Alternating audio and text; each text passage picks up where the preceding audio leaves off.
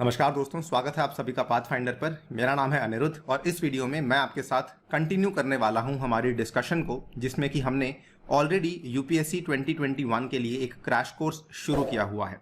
तो ये जो यूपीएससी 2021 का क्रैश कोर्स है दोस्तों, इसमें हम लोग कई सारे सब्जेक्ट्स को कवर कर रहे हैं, राइट। जिसमें कि साइंस एंड टेक का जो सब्जेक्ट है इसमें भी हम लोगों ने कवरिंग करनी स्टार्ट कर दी थी। 2 सेट्स इसमें ऑलरेडी रिलीज करवा दिए गए हैं, यानी कि सेट नंबर 1 और सेट नंबर 2 ऑलरेडी आपके सामने रिलीज हो चुके हैं। जो आपका सेट नंबर 1 है ये बेसिकली हमने डील किया था इसमें हमने डील किया था with the topics of biotechnology, और जो आपका सेट नंबर 2 था इसमें हमने डील किया था with the topics of space technology. और सेट नंबर 3 जो कि मेरे हिसाब से सबसे ज़्यादा इंटरेस्टिंग, सबसे ज़्यादा लोकप्रिय क्षेत्र माना जाता है, डिफेंस का सेक्टर है, जो कि हम यहाँ पे डिस्कस करने वाले हैं। So very very important set. And more importantly, यदि आप लोगों ने पुरानी वीडियोस को नहीं देखा है और आप देखने में रुचि रखते हैं तो बेसिकली आप लोगों के लिए हमने एक प्लेलिस्ट को तैयार करवा दिया है दोस्तों। इस प्लेलिस्ट को जाके आप लोग रेफर कर सकते हैं। पाथफाइंडर के चैनल पे आपको मिल जाएगी ये प्लेलिस्ट का टाइटल है UPSC 2021 current affairs crash course. ये वाली प्लेलिस्ट आपको देखनी है। सारे सब्जेक्ट्स की सारी वीडियोस आपको वहां पे अवेलेबल करवा दी जाएंगी। इससे पहले कुछ इंपॉर्टेंट अनाउंसमेंट्स। इस वेडनेसडे को आपको मुझे मिलना है इस पर्टिकुलर स्पेशल क्लास में, जो कि टोटली फ्री ऑफ कॉस्ट है। इसका लिंक नीचे डिस्क्रिप्शन में दे दिया गया है और यहाँ पर आप लोग हिस्सा ले सकते हैं। और ये खास करके यहाँ पर हम डिस्कस करेंगे इमरजेंसी प्रोविजंस, यानी कि आपातकालीन प्रावधान के जो एमसीक्यूज हैं उनको कवर करवाया जाएगा। ये वेडनेसडे सुबह 8 बजे क्लास होने वाली है। इसके अलावा अनअकैडमी आप सभी लोगों के लिए बहुत ही एक स्पेशल ऑफर लेकर आया है। ये ऑफर केवल और केवल 12 मई तक वैलिड है। इस ऑफर में अगर आप लोग जीएस के साथ ऑप्शनल को कंबाइन करते हैं फ्रेंड्स, तो आपको बहुत ही बड़ा डिस्काउंट ऑफर करवाया जा रहा है, जिसमें कि 25% की छूट आपको सीधी प्रोवाइड करवाई जा रही है। ये जो 25% का डिस्काउंट है आप यहाँ पे देख सकते हैं, ओल्ड प्राइस के बाद जो न्यू प्राइस है वो इतना कम हो जाता है। अगर आप यहाँ पे ध्यान से देखें, जो बेसिकली आपका पुराना कॉस्ट था वो केवल 49,500 रुपीज़ था। अब विद द ऑप्शनल आपका जो नया प्राइस है वो 57,500 रुपीज़ का है। और केवल इतना ही नहीं, इसके ऊपर आप 10% का डिस्काउंट भी अवेल कर सकते हैं using the unique code that is ANIUPSC। आपको यही कोड इस्तेमाल करना है और कोई भी कोड इस्तेमाल करने की आपको आवश्यकता नहीं है। कोई भी डाउट है, कोई भी क्वेरी है, मेरे टेलीग्राम चैनल पे जाकर के आप मुझसे पूछ सकते हैं और वहां पर मैं आपकी डाउट्स को सॉल्व करवा दूंगा। यहाँ पर मैंने अपनी डिटेल्स शेयर करी हुई हैं, जहां पर जाके अपनी डाउट्स आप मुझसे पूछ सकते हैं।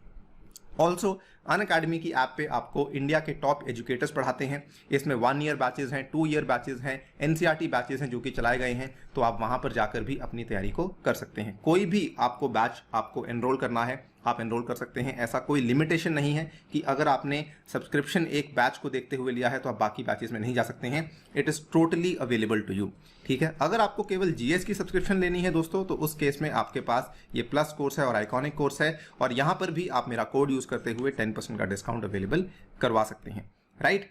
इसके अलावा यदि आप किसी अन्य एग्जाम की तैयारी कर रहे हैं, अक्सर बच्चे स्टेट पीसीएस की तैयारी कर ही रहे होते हैं साथ साथ में, तो उसके लिए भी डेडिकेटेड कोर्सेज अवेलेबल करवाए गए हैं। मध्य प्रदेश, राजस्थान, उत्तर प्रदेश, महाराष्ट्र के कोर्सेज भी अवेलेबल करवाए गए हैं। ये वाले प्राइजेज आपको देने की आवश्यकता नहीं है। इन प्राइजेज में आप कोर्सेज को परचेज कर सकते हैं using my unique referral code ANIUPSC। एक बार फिर से बता दूं कि अगर आपको कोई डाउट है, टेलीग्राम पे मेरी डिटेल्स शेयर करी हुई हैं, वहां पे आप मुझसे संपर्क कर सकते हैं। चलिए स्टार्ट करते हैं वीडियो। इस पर्टिकुलर वीडियो में थोड़े से कुछ डिफिकल्ट टॉपिक्स को भी कवर करवाया जाएगा। जो बच्चे मुझसे ऑलरेडी साइंस एंड टेक पढ़ चुके हैं उनको मुझे लगता है मुसीबत नहीं आएगी, तकलीफ नहीं आएगी, बिकॉज साइंस एंड टेक में अक्सर क्या होता है कि जो टर्मिनोलॉजीज हैं वही समझ आने में थोड़ी सी तकलीफ होने लगती है। तो देखिए आपके सामने है with reference to Shaurya missile. ये वाली जो मिसाइल थी पिछले साल बहुत सुर्खियों में थी, इसको लेकर आपको नीचे दिए गए कथनों पर विचार करना है। It is indigenously developed nuclear capable supersonic missile. अब मैंने ये सारी की सारी चीजें डिस्कस करी हैं कि न्यूक्लियर केपेबल क्या होता है, सुपरसोनिक क्या होता है। ये एक लैंड बेस्ड पैरेलल है of the submarine launched K-15 missile. K-15 के बारे में भी हमें थोड़ी बहुत जानकारी होनी चाहिए। It is a surface to surface tactical missile. अब आपको सही आंसर का यहाँ पे जवाब देना है। अब देखिए, यहाँ पे आपको बताता हूँ ऐसे क्वेश्चंस को अप्रोच कैसे करना है। सबसे पहले तो आपको मालूम होना चाहिए कि इसको हमने घर पे ही बनाया है या फिर हमने इसको किसी कंट्री के साथ मिलकर के बाहर बनाया था, बाहर से लिया था। तो ये चीज़ तो बिल्कुल यहाँ पे सही है कि ये इंडिजिनसली डेवलप्ड है। न्यूक्लियर केपेबल है, ये बात भी बिल्कुल सही है कि ये एक न्यूक्लियर केपेबल मिसाइल है, लेकिन ये एक सुपरसोनिक मिसाइल दोस्तों नहीं है, जिसकी वजह से पहला स्टेटमेंट गलत हो जाता है। इसीलिए आपका पहला गलत हुआ तो आपका ये वाला ऑप्शन हट गया और आपका ये वाला ऑप्शन भी हट जाता है। ए और बी में 2 ऑप्शन कॉमन है, यानी कि 2 तो डेफिनेटली ट्रू है। ये एक लैंड बेस्ड मिसाइल है of the submarine launched K-15 missile.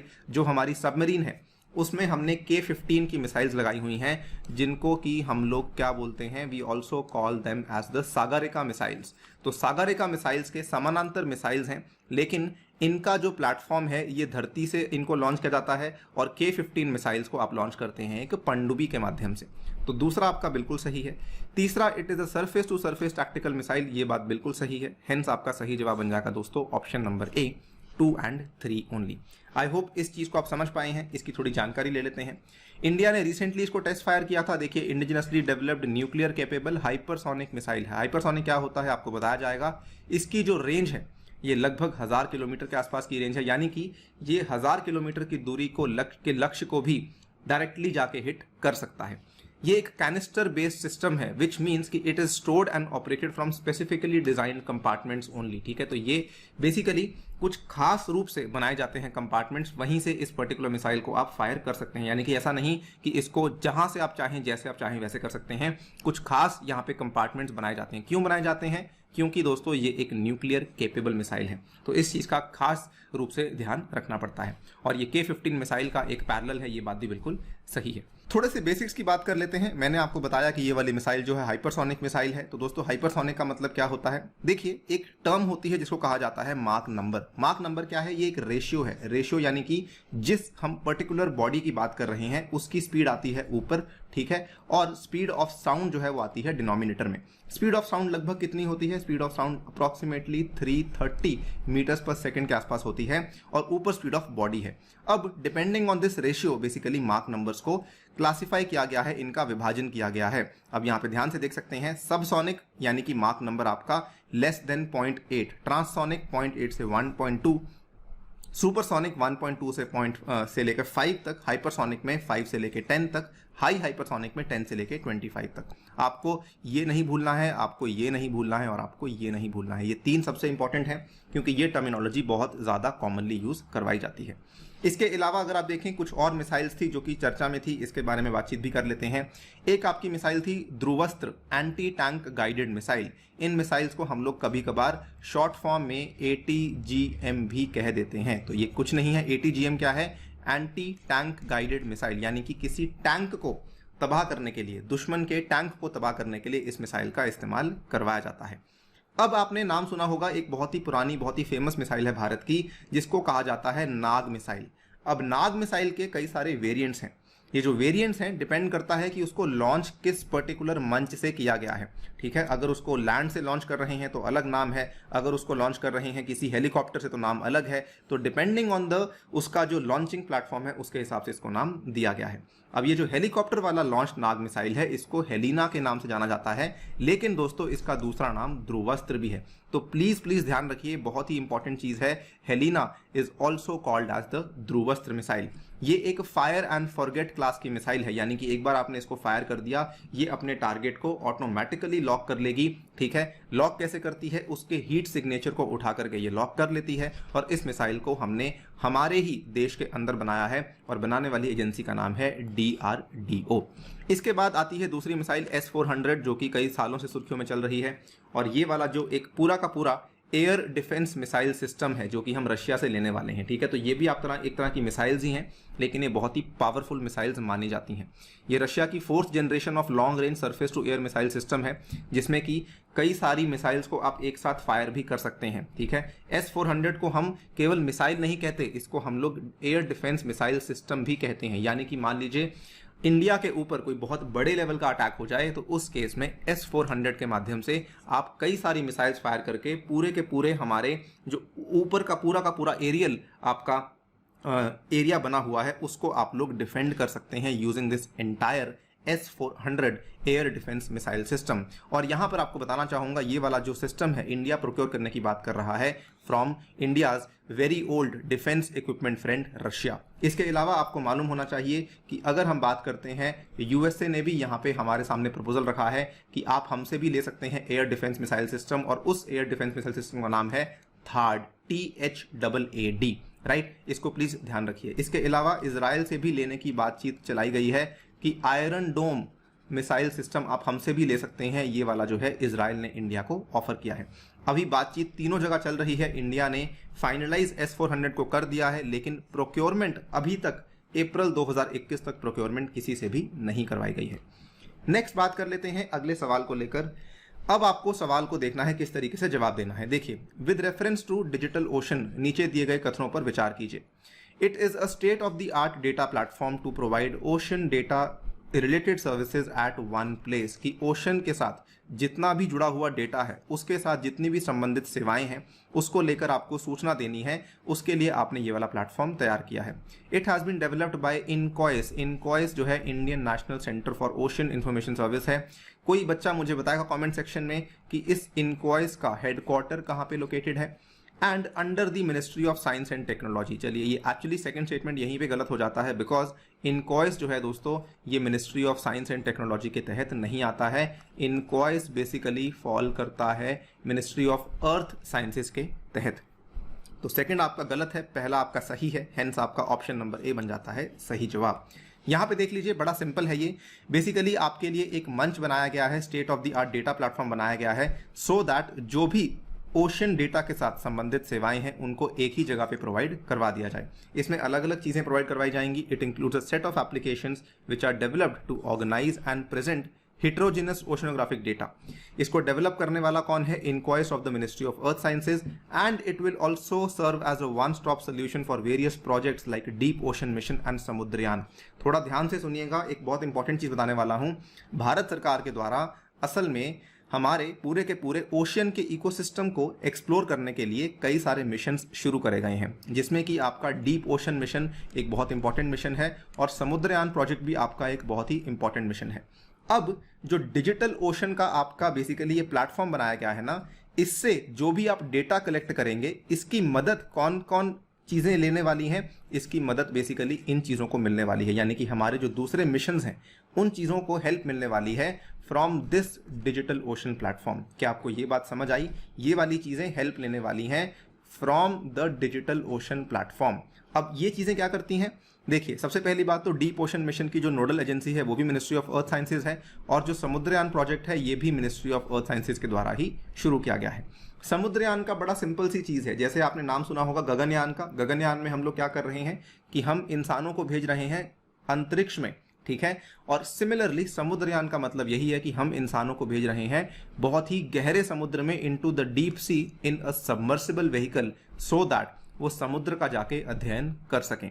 ये प्रोजेक्ट 2021-22 में होने वाला है, लेकिन आई एम श्योर अभी तक की चीज़ें थोड़ी सी डिले हो चुकी होंगी।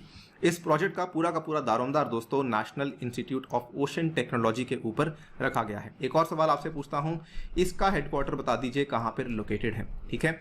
जो डीप ओशन मिशन है ये थोड़ा सा अलग है। ये basically the mission proposes to explore the deep ocean similar to the space exploration started by ISRO.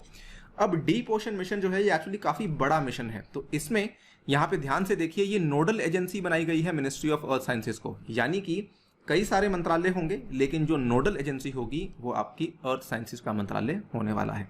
क्या आपको थोड़ा बहुत डिफरेंस समझ आया दोनों में? इस बेसिकली दोनों प्रोजेक्ट्स को हेल्प करने के लिए ये वाले मंच को लॉन्च करवाया गया है। नेक्स्ट बात कर लेते हैं पिनाका के बारे में। Consider the following statements. It is N indigenous multi barrel rockets launch system developed by HAL। Each Pinaka rocket is capable of carrying a 100 kg payload for a range of 40 kilometers। I think ये काफ़ी एक simple सा सवाल है। अगर आप ध्यान से देखेंगे कि ये HAL तो रॉकेट्स को बनाता ही नहीं है, HAL तो आपका मिसाइल्स को बनाता ही नहीं है, तो आपका सीधा सीधा यही गलत हो जाएगा। हालांकि इसकी पहली बात बिल्कुल सही है कि ये indigenous multi barrel rocket launch system है। आपने रिपब्लिक डे की परेड में कई बार देखा होगा कि कुछ इस तरह का एक आपका मल्टी बैरल सिस्टम दिखाया जाता है। जिसमें एक साथ से कई सारी मिसाइलें लगाई गई होती हैं। आपको ध्यान आ रहा होगा उसमें किस तरीके से 6-7 मिसाइल्स लगाई जाती हैं। तो इस चीज़ को कहा जाता है multi barrel rocket launch system. और पिनाका जो है ये भारत के द्वारा ही बनाया गया था इंडिजिनसली, लेकिन HAL ने इसको नहीं बनाया था।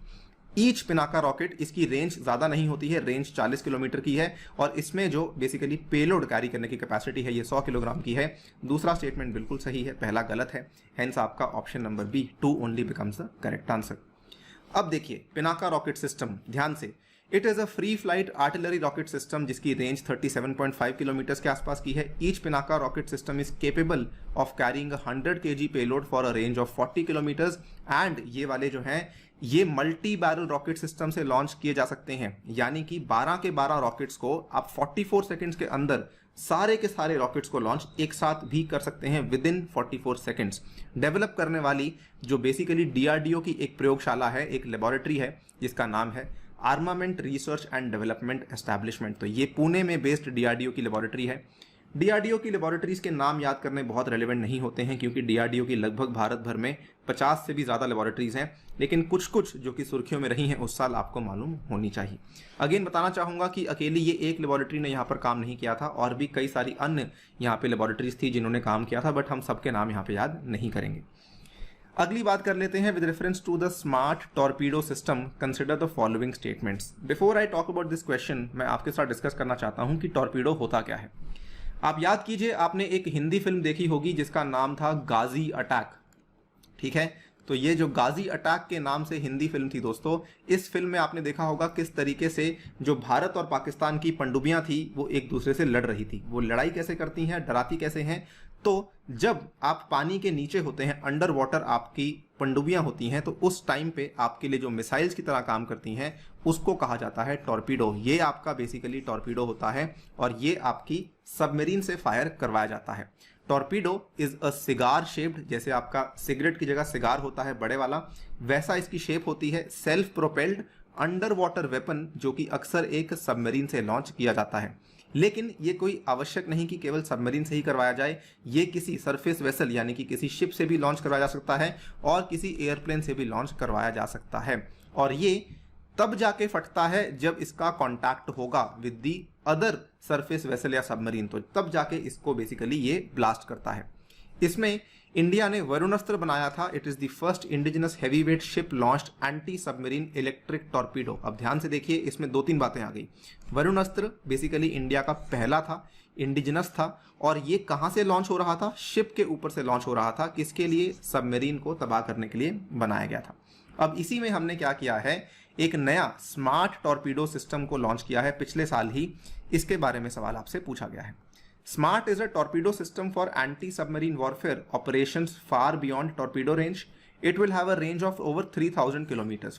पहला स्टेटमेंट बिल्कुल सही है। दूसरा स्टेटमेंट कॉमन सेंस से आप बोल सकते हैं 3000 किलोमीटर जितना बड़ा टॉर्पीडो सिस्टम बनाना बहुत ही मुश्किल है। जहां तक मेरा यहाँ पे कॉमन सेंस कहता है, आई थिंक यूएसए के पास भी ऐसा वेपन नहीं होगा। अगर होगा भी तो आप मुझे बता सकते हैं, बट आई हाईली डाउट कि यूएसए के पास भी 3000 किलोमीटर तक जाने वाला टॉर्पीडो सिस्टम होगा। एनीवेज, यहाँ पर बात करते हैं, सेकंड बिल्कुल गलत है, फर्स्ट बिल्कुल सही है, हेंस ऑप्शन नंबर ए आपका बिल्कुल सही जवाब है। सक्सेसफुल फ्लाइट टेस्ट हुआ था स्मार्ट का, कब हुआ था? 5 अक्टूबर 2020 को करवाया गया था। Supersonic missile assisted release of torpedo, ये देखिए supersonic missile assisted release of torpedo इसकी फुल फॉर्म है। इसका फ्लाइट टेस्ट करवाया गया था जिसमें कि हम लोग सफल रहे थे। कहां से करवाया गया था? Wheeler island. व्हीलर आइलैंड का दूसरा नाम प्लीज ध्यान रखिए, APJ अब्दुल कलाम आइलैंड, ठीक है। तो जो भारत के पूर्व राष्ट्रपति रह चुके हैं उनके नाम पे इस आइलैंड का नाम चेंज करके APJ अब्दुल कलाम आइलैंड रख दिया गया था। और ये आइलैंड जो है ओडिशा के बिल्कुल तट के नजदीक पड़ता है। It is a missile assisted release of lightweight anti-submarine torpedo system for anti-submarine warfare far beyond the torpedo range। तो नॉर्मली जो टॉर्पीडो की रेंज होती है उससे ज़्यादा रेंज रखता है आपका स्मार्ट टॉर्पीडो सिस्टम, ठीक है। इसकी रेंज जो है लगभग शायद 600 किलोमीटर के आसपास की है इस पर्टिकुलर स्मार्ट टॉर्पीडो सिस्टम की range. This launch basically is very significant in establishing the anti submarine warfare capabilities. तो ये भारत की पनडुब्बियों को तबाह करने की जो हमारी क्षमताएं हैं उनको काफ़ी हद तक बढ़ा देता है। अगली बात करते हैं with reference to the Indian naval ship Viraat, ठीक है। तो ये सुर्खियों में बहुत था इस साल, आपको मालूम होगा विराट की जो डिसमेंटलिंग को लेकर बहुत बार चीज़ें सामने आई थी। इनफैक्ट गुजरात का एक बहुत ही बड़ा शिपयार्ड है जिसको कहा जाता है अलंग शिपयार्ड। अलंग शिपयार्ड गुजरात के भावनगर के ज़िले में स्थित शिपयार्ड है, जहां पर इस पर्टिकुलर आईएनएस विराट को डिसमेंटल करवाया गया था, करवाए जाने का काम चल रहा है, ठीक है। तो उसके चलते भी ये काफ़ी सुर्खियों में था। It was decommissioned in 2020 after 30 years of service with the Indian Navy. It was used in Operation Parakram post the terrorist attack of Parliament. तो सेकंड वाला जो इसका कथन है बिल्कुल सही है दोस्तों, लेकिन जो पहला वाला कथन है ये गलत है, क्योंकि इसकी जो डीकमीशनिंग थी ये असल में आज से 4 साल पहले ही हो चुकी थी। तो 2017 से इसकी डीकमीशनिंग हो चुकी थी और अब फाइनली इसको तोड़े जाने की बातचीत शुरू हुई है। तो इसका पहला स्टेटमेंट गलत है, सेकंड सही है, हेंस आपका ऑप्शन नंबर बी बिल्कुल सही जवाब होगा। देख लीजिए, बहुत इंपॉर्टेंट टॉपिक है, इसको लेके सवाल आने के बहुत चांसेस हैं। INS Viraat is to be scrapped, यानी कि इसको तोड़ा जाएगा at the ship breaking yard at Alang in Gujarat. Ship breaking yard को इसको कभी कभार रिसाइकलिंग यार्ड भी कहा जाता है, शिप रिसाइकलिंग यार्ड, ठीक है। तो इसको ये भी कहा जाता है। ये केवल भारत का ही नहीं, दुनिया भर का एक बहुत ही बड़ा शिपयार्ड माना जाता है, जो कि गुजरात का भावनगर का जो जिला है उसके अंदर अलंग लोकेटेड है। इसकी डीकमीशनिंग दोस्तों 2017 में हुई थी, 30 साल की सर्विस इसने करी थी, लेकिन उसके पहले ये ब्रिटेन की रॉयल नेवी में भी रह चुका है। कोई बच्चा मुझे बता सकता है कमेंट सेक्शन में कि जब ये ब्रिटेन की रॉयल नेवी के पास था तो इसका नाम उस समय क्या था? भारत ने इसका नाम दिया था विराट, लेकिन ब्रिटेन के पास इसका नाम क्या था? आप मुझे बता सकते हैं। इसको हमने पराक्रम ऑपरेशन में इस्तेमाल किया था and Alang in Gujarat is the world's biggest ship breaking yard, please ध्यान रखिएगा। इसके अलावा हमें और क्या क्या चीजें मालूम होनी चाहिए when it comes to aircraft carrier. Aircraft carriers क्या होते हैं दोस्तों? अब देखिए, ये वाली इमेज आप देख सकते हैं। एयरक्राफ्ट कैरियर्स बेसिकली ऐसे जहाज होते हैं जिनके ऊपर से आप हवाई जहाज़ों को भी टेक ऑफ और उनकी लैंडिंग करवा सकते हैं। तो इनका जो ये पूरा का पूरा इतना बड़ा प्लेटफॉर्म होता है, ये बहुत ही बड़ा होता है, जिसमें कि आप कई सारे एक टाइम पर एयरक्राफ्ट्स को रख सकते हैं, वो वहाँ से टेक ऑफ भी कर सकते हैं। अब देखिए, इंडिया के पास बेसिकली कोई भी खुद का बनाया हुआ आज दिन तक कोई भी एयरक्राफ्ट कैरियर नहीं है। यहाँ पे मैंने आपको बताया आईएनएस विराट के बारे में, ये हमने कहाँ से लिया था? ब्रिटेन की रॉयल नेवी से लिया था। अब इंडिया ने बेसिकली अपना खुद का बनाना शुरू कर दिया है, जिसका नाम है आईएनएस विक्रांत। और ये INS Vikrant it is India's first domestically built aircraft carrier. और इंडिया ने एक अपना नया प्रोग्राम शुरू किया था, indigenous aircraft carrier programme. INS Vikrant अभी जो है वो फाइनल स्टेजेस में है, इसको अभी तक तैयार नहीं करवाया गया है, बहुत जल्द लेकिन तैयार हो जाएगा और ये इंडिया का पहला एयरक्राफ्ट कैरियर बन जाएगा। इसके अलावा भारत ने यह भी अनाउंस कर दिया है कि हम आईएनएस विशाल को भी बनाने वाले हैं, जो कि इंडिजिनस एयरक्राफ्ट कैरियर 2 कहलाया जाएगा। तो ये आपका IAC 1 कहलाया जाएगा, ठीक है, और ये आपका IAC 2 कहलाया जाएगा। It is the second aircraft carrier to be built in India after INS Vikrant. INS Vikramaditya जो है, आज की डेट में भारत केवल एक ही आपका एयरक्राफ्ट कैरियर ऑपरेट कर रहा है, जो कि है आईएनएस विक्रमादित्य। और ये हमने कहाँ से लिया है? ये हमने रशिया की नेवी में से लिया है। उसको पहले वहां से डीकमीशन करवाया गया था और उसके बाद इंडियन नेवी ने उसको खरीद लिया था, ठीक है। It is India's only active aircraft carrier और इसके अंदर आपके पास एक फैसिलिटी अवेलेबल है। It is Indian Navy's largest short take off but assisted recovery, ठीक है, short take off but assisted recovery, STOBAR कहा जाता है। यानी कि जब आपकी शिप बनाई जाती है ना, तो शिप में एक कोने पे इस तरीके से थोड़ा ऊपर उठा हुआ चीज बनाई जाती है, सो दैट अगर मान लीजिए आपके एयरक्राफ्ट को जाना है तो यहां से वो टेक ऑफ कर सके। आई होप आपको ये बात समझ आ चुकी होगी। तो ये चारों के नाम आपको ध्यान रखने हैं। विराट को डिसमेंटल किया जा रहा है, विक्रांत अभी बनने में है, विशाल अभी बहुत आगे जाके बनाया जाएगा, विक्रमादित्य आज हमारे ऑपरेशन में चल रहा है। नेक्स्ट देख लेते हैं स्मार्ट एंटी एयरफील्ड वेपन। ये वाला वेपन दोस्तों सुर्खियों में था। इस वेपन को लेके डीआरडीओ कम से कम आज से पहले 9 या 10 बार इसको सक्सेसफुली टेस्ट फायर कर चुकी है और बार बार इसकी टेस्ट फायरिंग होती रहती है। तो ऐसा नहीं है कि इसको इंडक्ट नहीं किया गया है, इसको इंडक्ट करवा लिया गया है। तो इसकी बार बार टेस्टिंग इसीलिए करवाई जाती है, सो दैट इसमें क्या है कि बार बार टेस्टिंग करवाए जाने के पीछे का मेन रीजन है कि बेसिकली अलग अलग प्लेटफॉर्म से इसको लॉन्च करवाया जाता है। कि कभी इसको हमने किसी और एयरक्राफ्ट से करवाया, कभी देखिए होते तो सारे के सारे एयर लॉन्च ही हैं, ठीक है। तो कभी हमने इसको लॉन्च करवाया मिग से, कभी लॉन्च करवाया सुखोई से। तो डिपेंडिंग ऑन दैट बेसिकली अलग अलग प्लेटफॉर्म से लॉन्च करवाने के इसके अलग अलग टेस्ट करवाए जाते हैं। It is indigenously designed stand of weapon developed capable of engaging ground enemy airfield assets. It has a range of 1000 kilometres. इस चीज़ को भी आपको यहाँ पे ध्यान देना है। अब देख लीजिए कि 1 और 2 स्टेटमेंट्स में हम यहाँ पे आपके सामने पढ़ेंगे। ध्यान से देखिए, डीआरडीओ सक्सेसफुली टेस्ट फायर्ड सॉ from the Hawk 1 jet of HAL. तो इस बार ये सुर्खियों में इसलिए था क्योंकि ये हॉक 1 जेट से इसको टेस्ट फायर करवाया गया था। हमने इसको कई सारे एयरक्राफ्ट से टेस्ट फायर करवा लिया है, लेकिन अभी भी कुछ कुछ चीज़ें बाकी हैं। It was the 9th successful mission of saw conducted by DRDO. आप यहाँ पे ध्यान से देख सकते हैं 22 जनवरी 2021। 125 किलोग्राम क्लास का ये स्मार्ट वेपन है। It is indigenously designed stand of weapon developed capable of engaging ground enemy. इसकी रेंज मात्र 100 किलोमीटर की है। अगेन सेकंड स्टेटमेंट आपका बिल्कुल गलत हो जाएगा, फर्स्ट आपका बिल्कुल सही हो जाएगा, हेंस आपका ऑप्शन नंबर ए सही हो जाता है।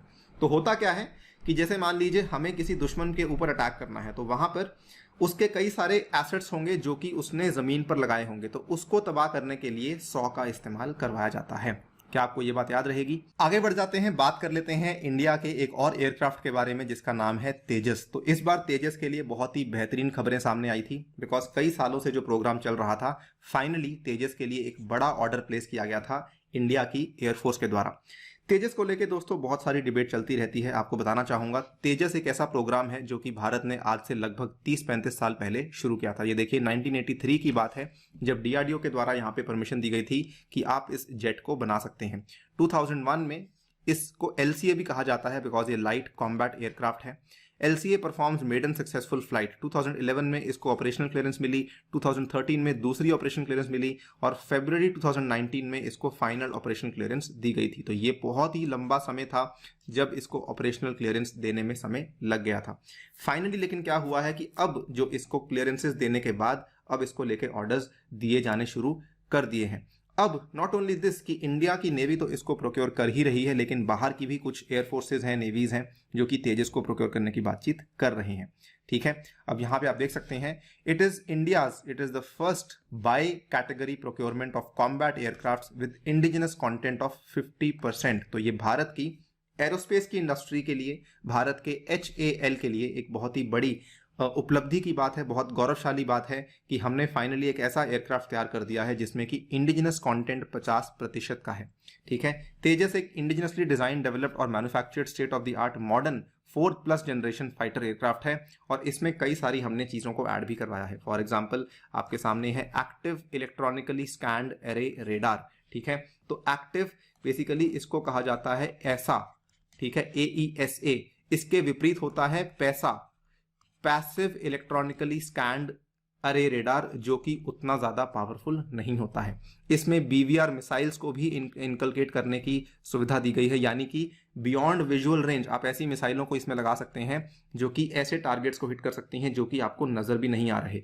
Electronic warfare suite and air to air refuelling का भी यहाँ पे प्रावधान दिया गया है। ठीक है, और रिसेंटली क्या हुआ था, फरवरी 2021 की यह खबर है, government formally seals 48,000 crore deal to procure 83 Tejas LCA from the HAL। तो HAL के लिए बहुत बड़ी बात थी ये पूरी की पूरी डेवलपमेंट आपके सामने होना। नेक्स्ट बात कर लेते हैं FPV के बारे में। FPVs बेसिकली कौन इस्तेमाल करता है? FPVs का इस्तेमाल बेसिकली दोस्तों किया जाता है इंडियन कोस्ट गार्ड के द्वारा। कोई मुझे मेरा स्टूडेंट बता सकता है कि इंडियन कोस्ट गार्ड किस मंत्रालय के तहत आता है? Please tell me in the comment section. कई सारे बच्चे इसकी गलती करते हैं। इंडियन कोस्ट गार्ड बताना चाहूंगा, ये एक पैरामिलिट्री फोर्स है। ठीक है, ये एक अर्धसैनिक बल है जो कि आगे जाके हमारी नेवी की ही हेल्प करते हैं। इसकी एक इंडियन कोस्ट गार्ड शिप जिसका नाम है कनकलता बरुआ, इसको हाल ही में लॉन्च करवाया गया था। It is the first fast patrol vessel built by DRDO। It is named after a teenage freedom fighter. तो आई थिंक ये बात तो आप सभी लोग जानते होंगे कि DRDO इन चीज़ों को नहीं बनाता है। भारत में कई सारी शिप बिल्डिंग इंडस्ट्रीज हैं। ठीक है, फॉर एग्जांपल आपकी गोवा शिपयार्ड लिमिटेड है, कोचीन शिपयार्ड लिमिटेड है, गार्डन रीच लिमिटेड है जो कि कोलकाता में है। तो ऐसे कई सारे हैं। ठीक है, मैज़गांव डॉक्स लिमिटेड है। तो उन्हीं में से किसी एक ने बनाया होगा, डेफिनेटली DRDO ने तो इसको नहीं बनाया होगा। It is named after a teenage freedom fighter. किसको नहीं मालूम कनकलता बरुआ का नाम? हर कोई इंसान जानता है कि जी हाँ, ये एक टीनेज फ्रीडम फाइटर थी। हेंस सेकंड ऑप्शन बिल्कुल सही है, पहला गलत है, इसीलिए आपका ऑप्शन नंबर भी बिल्कुल सही बन जाता है। कुछ इंटरेस्टिंग फैक्ट्स इसके बारे में, ये बेसिकली एक फास्ट पेट्रोल वेसल है, ठीक है, पेट्रोलिंग करने के लिए बनाई गई है, यानी कि गश्त करने के लिए बनाई गई है। It is the fifth and last in a series of fast patrol vessels, जो कि बनाने वाली ऑर्गेनाइजेशन कौन है? Garden reach ship builders and engineers, इसको कहा जाता है GRSE। कहाँ लोकेटेड है? इंडिया के वेस्ट बंगाल के कोलकाता में लोकेटेड है। तो ये फास्ट पेट्रोल वेसल्स की पूरी एक सीरीज है, जिसमें कि बेसिकली सबसे पहली वाली जो सीरीज थी, वो पहली वाली का नाम था एनी बेसेंट, दूसरी वाली का नाम था कमला देवी, तीसरी वाली का नाम था अमृत कौर, चौथी वाली का नाम था प्रियदर्शनी और पांचवी वाली का नाम है कनकलता बरुआ। तो it is named after a teenage freedom fighter who was shot dead in Assam during the quit India movement. इनकी भी कहानी बड़ी इंटरेस्टिंग है और इनकी उम्र बहुत कम थी जब इनको गोली मार दी गई थी। आई थिंक ये 19-20 साल की थी जब इनको यहाँ पे गोली मार दी गई थी, और उस टाइम पर ये बहुत ही बड़ी बात थी। इनको डेडिकेट करी गई है ये वाली पर्टिकुलर इंडियन कोस्ट गार्ड की शिप। नेक्स्ट बात कर लेते हैं दोस्तों अभ्यास के बारे में। ये भी एक बहुत बड़ा वेपन है, बहुत इंपॉर्टेंट वेपन है, जो कि DRDO ने अभी बनाया है। अभ्यास बेसिकली एक पुराने वेपन का अपग्रेड है। हमारे पास ऐसा वेपन पहले भी था, लेकिन अब हमने उसी वेपन को अपग्रेड करके एक नया वेपन बना दिया है अभ्यास के नाम से। इसको लेकर नीचे दिए गए कथनों पर आपको विचार करना है। It is a high speed expendable aerial target which is designed and developed by DRDO. It is an manned aerial vehicle based on indigenously designed micro electromechanical systems navigation system. देखिए सबसे पहले तो ये मैंड बिल्कुल नहीं है, आप यहाँ पे देख सकते हैं, ये देखने में लग रहा है एक मिसाइल की तरह, ठीक है, या फिर लेकिन इसके साइड में थोड़े से पर भी लगे हुए हैं, तो ये देखने में लग रहा है आपको एक एरोप्लेन की तरह, लेकिन ये मैंड नहीं है, ये एक अनमैंड है, यानी कि इसमें कोई भी इंसान नहीं बैठा होता है। It is an unmanned aerial vehicle. तो सेकेंड आपका सीधा सीधा गलत हो जाएगा। दूसरा जो स्टेटमेंट आपका है ये बिल्कुल सही है, DRDO ने ही इसको बनाया है और ये एक high speed expendable aerial target है। तो पहला सही है, हेंस आपका सही जवाब बन जाएगा ऑप्शन नंबर A1 ओनली। इसके पर्पस को और इसके काम को समझ लेते हैं। आपने कई बार सुना होगा DRDO ने इस मिसाइल को टेस्ट किया, इस मिसाइल को टेस्ट किया, वगैरह वगैरह वगैरह वगैरह। अब होता क्या है कि जब हम मिसाइल्स को टेस्ट करते हैं तो कई बार हम मिसाइल्स को उनके टारगेट्स पे हिट करवाने के लिए भी टेस्टिंग करते हैं कि क्या उस मिसाइल ने अपने टारगेट को हिट किया है, नहीं किया। तो इंडिया वो टारगेट्स कहां से लेकर आता है? तो उन टारगेट्स को भी हम खुद ही तैयार करते हैं। तो ये बेसिकली आपका वो वाला टारगेट है जिसके ऊपर आपकी मिसाइल आके हिट करने वाली है। तो इस मिसाइल टारगेट का नाम दिया गया है अभ्यास। क्या आपको ये बात समझ आ चुकी है? देखिए सक्सेसफुल फ्लाइट टेस्ट ऑफ अभ्यास 22 सितंबर 2020 की बात है। DRDO successfully conducted flight test of the indigenously designed Abhyas in Balasore Odisha. ठीक है, ये एक तरह का ड्रोन है। ड्रोन हमेशा, ड्रोन का मतलब केवल ये नहीं होता कि ये छोटी सी चीज है जिसके ये 4 पहिए 4 पांव लगे होते हैं। जी नहीं, ड्रोन का मतलब कोई भी ऐसी चीज है जो कि एरियल व्हीकल है, जो कि अनमैन्ड है, which will be used as a target for various missile systems। और इसकी पावरिंग करने के लिए एक स्मॉल गैस टर्बाइन इंजन दिया गया है। ठीक है, इसके अंदर सबसे बड़ी बात क्या है, इस पार्ट को आप भूल सकते हैं। सबसे बड़ी बात क्या है कि इसके अंदर इनर्शियल नेविगेशन सिस्टम भी है, यानी कि एक तरह का GPS भी है जो कि इसके अंदर लगाया गया है। यही इसका एक बहुत ही ज्यादा यूनिक पॉइंट है, राइट। अब हम कुछ और चीज़ों की बात कर लेते हैं, कुछ छोटी मोटी चीज़ें जो कि सुर्खियों में थी। आपके सामने है प्रोजेक्ट नंबर 17A। दोस्तों प्लीज़ ध्यान रखिए, प्रोजेक्ट 17A प्रोग्राम है जिसके अंदर भारत कई सारे फ्रिगेट्स बना रहा है। फ्रिगेट्स क्या होते हैं? फ्रिगेट्स कुछ नहीं, बेसिकली जो शिप्स होती हैं ना, इनकी कैटेगरीज होती हैं। तो जो आपकी मैंने कैटेगरीज हैं, आपने नाम सुना होगा फ्रिगेट, आपने नाम सुना होगा कॉर्वेट, तो ये सारी की सारी कैटेगरीज हैं। डिपेंडिंग ऑन द साइज इनको नाम दिया जाता है। They are being built with enhanced stealth features. और इसमें कुल मिला के आपकी 7 शिप्स हैं जो कि बनाई जाएंगी। पहली वाली शिप थी, पहली वाली शिप का नाम था प्रोजेक्ट नंबर 17A में, पहली वाली शिप का नाम था नीलगिरी। ठीक है, और जो पहली शिप होती है उसी के आधार पर, उसी के नाम पर उस पूरी की पूरी क्लास को नाम दिया जाता है। तो पहली शिप का नाम नीलगिरी था, इसीलिए पूरी की पूरी क्लास का नाम क्या होगा? नीलगिरी क्लास। इसकी जो दूसरी शिप है उसका नाम है हिमगिरी। तो हिमगिरी को रिसेंटली लॉन्च करवाया गया था। लॉन्चिंग का अलग मतलब होता है, कमीशनिंग का अलग मतलब होता है। लॉन्चिंग करवाए जाने के बाद इसकी क्या होंगी? इसकी ट्रायल्स होंगी, कई सारी इसकी ट्रायल्स करी जाएंगी। ट्रायल्स होने के बाद कुछ समय के बाद इसको कमीशन करवाया जाएगा विद द इंडियन नेवी। इसको प्लीज ध्यान रखिए, project number 17A very very important. Rafale fighter jets के बारे में जानकारी बहुत ज्यादा इंपॉर्टेंट है नहीं, सवाल नहीं आएगा इनको लेकर। ठीक है, ये एक French twin engine multi role fighter jet aircraft है और इसको दसॉल्त एविएशन ने बनाया है। दसॉल्त एविएशन फ्रांस की एक बहुत ही बड़ी कंपनी है और इसमें ऑलमोस्ट ऐसा मान लीजिए हर तरह की क्षमताएं अवेलेबल हैं। Air superiority, air defence, close air support, in depth strikes वगैरह वगैरह चीज़ें ये कर सकता है। हमने एग्रीमेंट साइन किया है 36 रफाल दिए जाने का, जिसमें से हर हफ्ते हर महीने कुछ ना कुछ आते रहते हैं, तो आप उसको थोड़ा सा देख लिया करिए। INS कावरती, ये काफी इंपॉर्टेंट है, ध्यान से सुनिए। हमने अभी क्या बात करी थी? अभी हमने बात करी थी 17A की। अब ये देखिए दूसरा प्रोजेक्ट है, प्रोजेक्ट नंबर 28। इसके अंदर कुल मिला के 4 शिप्स बनाई जा रही हैं। ये क्या है? ये कॉर्वेट्स हैं। तो कॉर्वेट्स और फ्रिगेट्स मैंने क्या बताया, साइज के हिसाब से रखा जाता है। प्रोजेक्ट नंबर 28 को कमोर्ता क्लास कहा जाता है। क्यों कहा जाता है? क्योंकि इसकी पहली शिप का नाम कमोर्ता है, दूसरी शिप का नाम कदमत है, तीसरी का नाम किल्तन है और चौथी का नाम दोस्तों कावरती है। ये जो चारों के चारों यहाँ पे नाम आपको बताए हैं, कमोर्ता, उसके बाद कदमत, किल्तन और कावरती, इनमें क्या खास बात है? जो भारत का लक्षद्वीप का आइलैंड है, उनके आइलैंड्स के नाम के ऊपर इन नामों को रखा गया है। तो ये वाली जो शिप थी ये भी सुर्खियों में थी, इसीलिए इसकी बात कर रहे हैं। और ये शिप्स करती क्या है? ये एंटी सबमरीन वॉरफेयर करती हैं, यानी कि पनडुब्बियों को तबाह करने के लिए इन शिप्स का इस्तेमाल करवाया जाता है। ठीक है, याद रहेगा। प्रोजेक्ट नंबर 28 के तहत कॉर्वेट्स बना रहे हो, प्रोजेक्ट 17A के तहत आप बना रहे हो फ्रिगेट्स। दोनों में बहुत फर्क है। इसके बाद कुछ और मिसाइल्स जो कि सुर्खियों में थी, एंटी रेडिएशन मिसाइल जिसका नाम है रुद्रम। ठीक है, तो ये एक संस्कृत वर्ड है, रुद्रम के नाम से हमने मिसाइल बनाई है। बड़ी बात यह है कि भारत के पास आज दिन तक कोई एंटी रेडिएशन मिसाइल अवेलेबल नहीं थी, अब हमने बना ली है। रेडिएशन मिसाइल क्या होती है? एंटी रेडिएशन मिसाइल एनिमी के, दुश्मन के कई सारी ऐसी हथियार होते हैं, कई सारी ऐसी चीजें होती हैं जो कि रेडिएशंस को छोड़ती हैं। उन रेडिएशंस को डिटेक्ट करते हुए उन हथियारों को अटैक करने के लिए मिसाइल तैयार करी गई है रुद्रम। ये भारत की पहली इंडिजिनस एंटी रेडिएशन मिसाइल है। डेवलप करने वाली एजेंसी हमारी बहुत ही प्यारी DRDO है। ठीक है, they are designed to detect, track and neutralise the adversaries radar, communication assets वगैरह वगैरह। और इसकी जो रेंज है ये 500 मीटर से लेकर 15 किलोमीटर तक हो सकती है, डिपेंडिंग अपॉन आप कहां से इसको फायर करवा रहे हैं। ये देखिए रुद्रम है, और रुद्रम को रिसेंटली क्या किया था, इसको हमने फायर करवाया था सुखोई 30 से। तो जो भारत का सुखोई 30 है उससे हमने फायर करवाया था। डिपेंडिंग अपॉन किस हाइट से करवाएंगे, ये 500 मीटर से लेकर 15 किलोमीटर की दूरी पर जा सकती है। राइट, आई थिंक आप समझ पा रहे होंगे। प्रोजेक्टाइल मोशन बनेगा तो जितना ऊपर से करवाया जाएगा उतना दूर ये जा पाएगी, इसीलिए इसकी रेंज वेरिएबल है। नेक्स्ट है संत मिसाइल, जिसका नाम है stand of anti tank missile.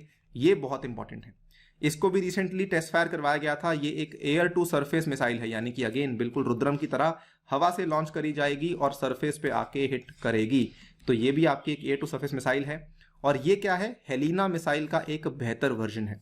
Helena के बारे में अभी अभी आपको मैंने क्या बताया था वीडियो की शुरुआत में, हेलिना मिसाइल का दूसरा नाम क्या है? ध्रुवास्त्र मिसाइल। तो ध्रुवास्त्र मिसाइल और हेलिना किसका एक वेरिएंट है? हेलिना बेसिकली वेरिएंट है नाग मिसाइल का। तो नाग मिसाइल के वेरिएंट का ही एक अपग्रेड है संत मिसाइल, जिसका आपको ध्यान रखना है। इंडियन एयरफोर्स के लिए बनाया गया है, DRDO के द्वारा बनाया गया है। इसके अंदर 2 क्षमताएं हैं। इन क्षमताओं को क्या कहा जाता है? LOAL एंड LOBL, यानी कि lock on after launch, lock on before launch.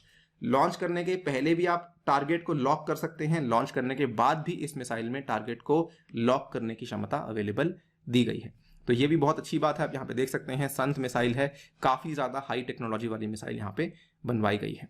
ठीक है, वीडियो को यहाँ पे समाप्त करता हूँ दोस्तों। आई होप कुछ कुछ चीजें आपको जानकारी हासिल हुई होगी। जिन लोगों ने साइंस एंड टेक का मेरा कोर्स कर रखा है, पेड कोर्स है, वो लोगों को डेफिनेटली बहुत चीजें समझ आई होंगी। एक अपडेट था इस साल में बेसिकली डिफेंस में क्या क्या चीजें हुई हैं। समाप्त करने के पहले बताना चाहूंगा, कॉम्बैट में हिस्सा ले लीजिए यूजिंग माय कोड अनि UPSC। जो विनर्स होंगे वो लोग यहाँ पे काफी अच्छी स्कॉलरशिप ले सकते हैं। Same goes for test series also, हमने फ्री टेस्ट सीरीज लगाई हुई है यूजिंग माय कोड अनि UPSC, आप इसमें हिस्सा ले सकते हैं। इसी नोट पे आपसे लेता हूँ विदा। Thank you for listening, stay tuned and stay safe.